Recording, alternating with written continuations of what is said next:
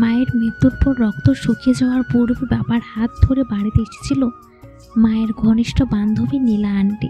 আমার মায়ের অস্বাভাবিক মৃত্যু হয়নি, তবে অস্বাভাবিক এক অসুখ বেঁধেছিল। রোগটা কী ছিল জানি না। দাদি বলতো আমার মায়ের রোগের নাম বান মারা। কেউ একজন আমার মাকে বান মেরেছে। 16 মাসের ভেতরে বিভিন্ন জিনিস দিয়ে তার কপালে সিঁদুর পরিয়ে বাড়ির বড় গাছের সবচেয়ে উঁচু ডালের লোক চক্ষুর আড়ালে রুকিয়ে রেখেছিল। মাছটা রোদের তাপে আস্তে আস্তে শুকিয়ে গেল।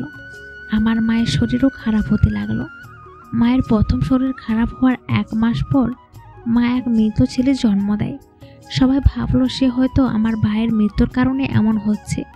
কিন্তু যখন রক্তবমি শুরু হলো তখন কত ডাক্তার দেখানো হলো, কত পরীক্ষা, কিন্তু কিছু ধরা পড়েনি। শেষ অবধি এক রাতে আমার দাদি কিছু একটা স্বপ্ন দেখে এক কবিরাজের বাড়িতে গেলেন। ভদ্রলোক মাকে দেখে বলেছিলেন, সময় শেষ, মাছটা শুকিয়ে গেছে, বাঁচানো আর সম্ভব না। দাদির মাথায় হাত দিয়ে বসে পড়েছিলেন। আমার মনে পড়ে সেই দিনের কথা। বড় চাচু বুক থাপড়ে কান্না করেছিলেন। তাদের সম্পর্ক যেন কেবল যা ছিল না, তারা ছিল 2 বোন। মায়ের শরীর আস্তে আস্তে যেন নিজস্ব হয়ে যাচ্ছিল। প্রথমে সাধারণ জ্বর দিয়ে শুরু হয়েছিল, তেমন কিছু মনে হয়নি। কিন্তু কয়েকদিন পর থেকে অদ্ভুত উপসর্গ দেখা দিতে শুরু করলো। তার চুলগুলো ঝরে পড়ছিল মুঠো মুঠো করে, ত্বক ফ্যাকাশে হয়ে যাচ্ছিল। তার চোখের নিচে গাঢ় কালো দাগ পড়ে গিয়েছিল, যেন শরীরের ভেতর থেকে সব রং ধুয়ে মুছে যাচ্ছে। মায়ের খাওয়ারও ইচ্ছে প্রায় সব শেষ হয়ে গেছিল। মুখে খাবার তুলে বমি করতেন আর শরীর কাঁপত। রাতের বেলা ঘুমানোর সময় তার নিঃশ্বাসের শব্দ এত ভারী হয়ে যেত যে মনে হতো তিনি কোনো কিছুতে আটকে আছেন। একদিন সকালে দেখি মায়ের চোখ লালচে হয়ে গেছে। তখন তিনি বলেন, আমার শরীরটা যেন আমার নিচের নেই, কিছু একটা আমাকে ভেতর থেকে টানছে।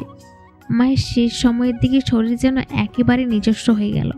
তার হাত পা ঠান্ডা হয়ে যেত, শরীরের উপরিভাগ অদ্ভুত দাগ দেখা যেত, আর রক্তময় প্রতিদিনই বাড়তে লাগলো। দাদি বলতেন, মাছটা শুকিয়ে যাচ্ছে, আর তার সঙ্গে শুকিয়ে যাচ্ছে তোর মায়ের জীবন। একদিন সত্যি মা মারা গেল। ঠিক সেদিন সেই কবিরাজ নিজে থেকে বাড়িতে এলো।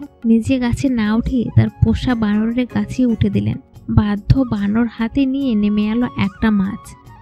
আমার দাদি কবিরাজকে জিজ্ঞেস করেছিলেন, কি করেছে এই কাজ, তার কি কোনো কিছু হবে না? কবিরাজ হেসে জবাব দিয়েছিলেন।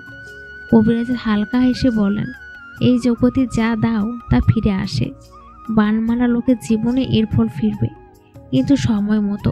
তুমি শুধু ধৈর্য ধরো, প্রকৃতি তার কাজ ঠিক করবে। দাদির চোখে কান্না জমে উঠেছিল। তিনি আবার জিজ্ঞেস করলেন, আমার মেয়ে তো আর বাঁচল না, তার কি আর কোনো বিচার হবে না? কবিরাজ তখন কিছুক্ষণ চুপ থেকে বললেন, বিচার হবে, কিন্তু তা আমরা দেখব কি না সেটা বলা মুশকিল। তবে মনে রেখো, অন্যায় করে কেউ কার পার পায় না। যার হাতে এই বান মারা লেগেছে তার জীবনে এমন কিছু হবে যা সে ঠেকাতে পারবে না। গাছ থেকে নামলো শৈল মাছটি, তখনও শুকিয়ে কাঠ হয়েছিল। কবিরাজ সেটা দেখিয়ে বলেন, এই মাছের মতো তার জীবন একদিন শুকিয়ে যাবে, ধৈর্য রাখো। তবে তোমার কাজ শেষ হয়নি। এই মাছ আর এই ছাই তোমাদের বাড়ির থেকে অনেক দূরে ফেলে আসতে হবে, তারপর পুরো বাড়ি পবিত্র করতে হবে, না হলে এই অভিশাপ তোমাদের পিছু ছাড়বে না।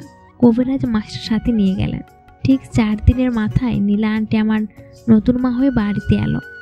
বাবা দ্বিতীয় বিয়ে করে কারো কোনো আপত্তি ছিল না, কিন্তু আমার 7 বছরের ছোট্ট মন মানতে চাইল না। নিজের মায়ের স্থান কি কাউকে দেওয়া যায়?